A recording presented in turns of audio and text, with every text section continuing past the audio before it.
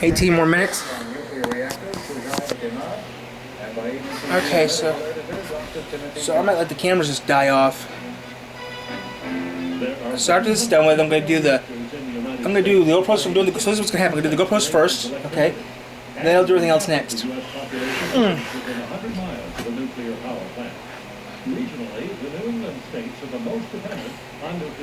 We run with wind.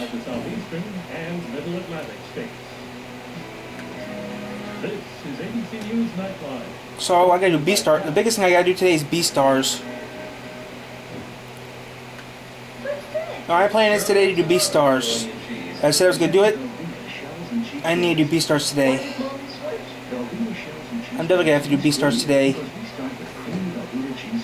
But besides that,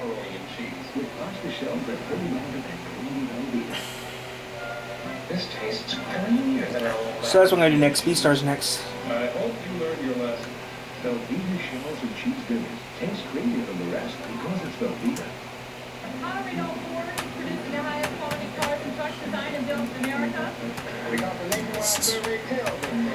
The survey covered only reported problems in areas like engines, electrical systems, brakes, starting, and steering. And as a group, Lincoln's Mercedes and Ford cars and trucks were found to be the highest quality cars and trucks designed and built in America.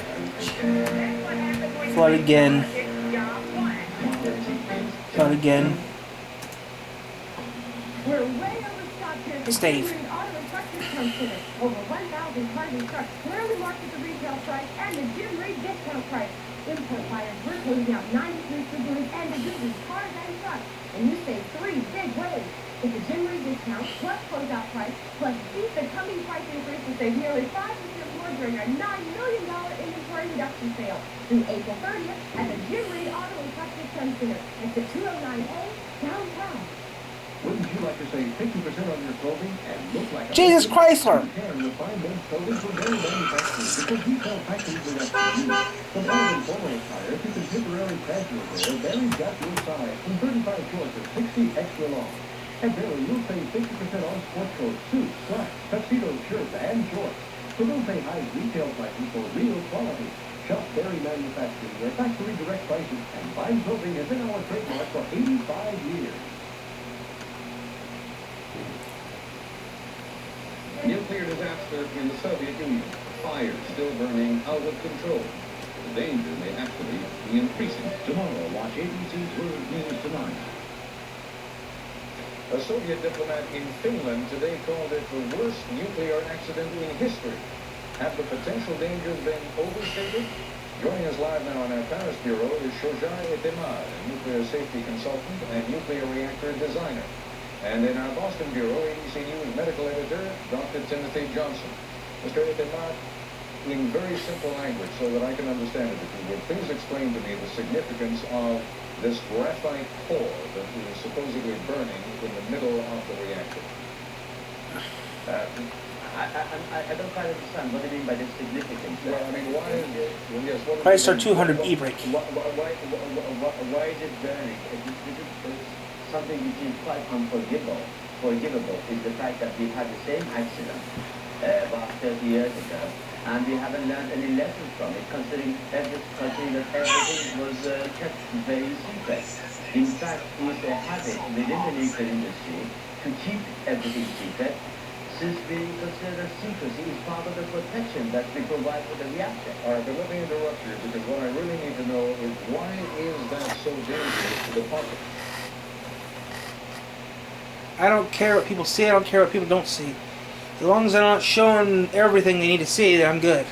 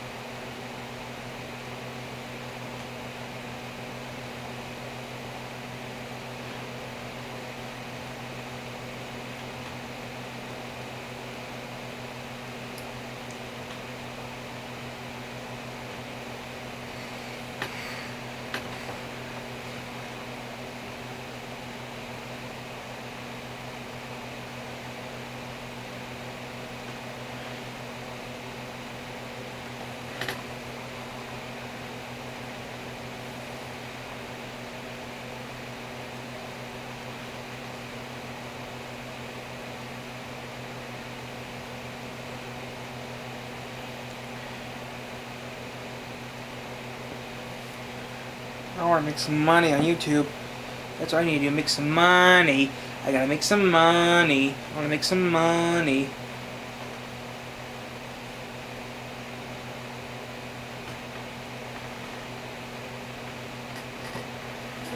Most Chinese.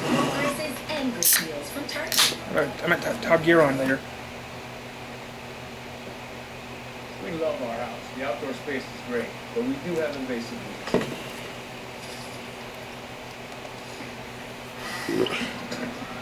This is my $2,000 Chinese pickup truck, the Changli Explorer. Now, China's known for making some pretty cheap stuff, but did you know that there's a company in China that makes a car that's almost $4 million? Well, today, we're going to look at the 10 most expensive cars that come out of China that you can buy today. Well, we don't know.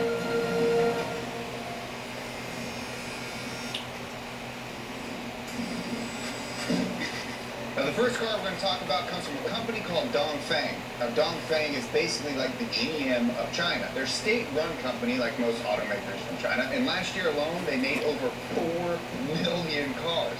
I've never even heard of these guys, so that's kind of crazy. And their most expensive one is this, the Warrior M50. This is basically the daddy of our Changli right here. Now, some have referred to it as China's Hummer because it looks just like a Hummer. It's big, it's super wide, and it loves the off-road. And it's actually pretty cool. It's got a manual transmission, single cab, long bed Hummer lookalike that's got 3 wiper blades.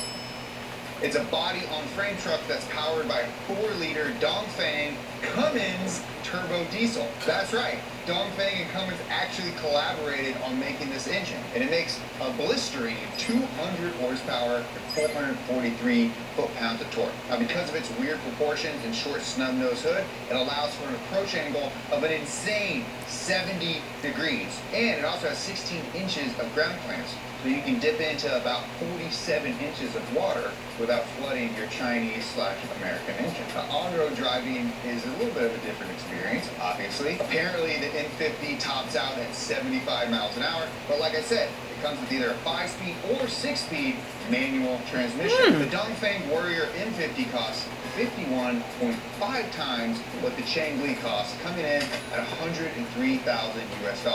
But okay. Is it 51.5 times better than the Changli? Yeah, yes it is.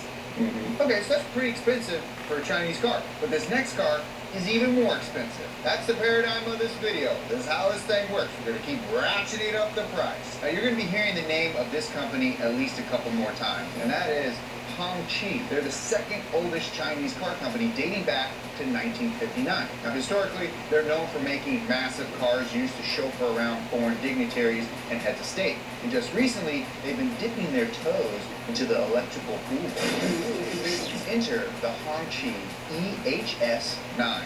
This massive 7-seater SUV. It's a Rolls. With the grille of a Lincoln Navigator mixed with a Rolls-Royce Cullinan and the butt of a Volvo mixed with an X5. And that's something you're actually going to notice with all of these cars. They're familiar, yet unrecognizable. Like Grand Theft Auto cars, all designed by AI. And that's because China doesn't have the same copyright laws that other countries do. So car makers can totally rip off the car's design and get away with it. If you actually want to know more about that, check out this episode of Wheelhouse. Now, the EHS9 is capable of 543 horsepower thanks to 2 electric motors. And at nearly 6,000 pounds, is a heavy pig.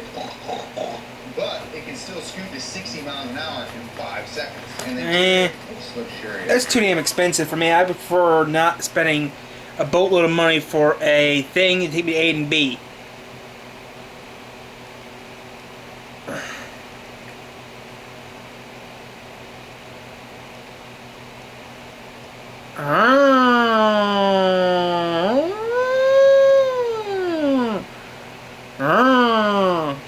Sparks, Nevada?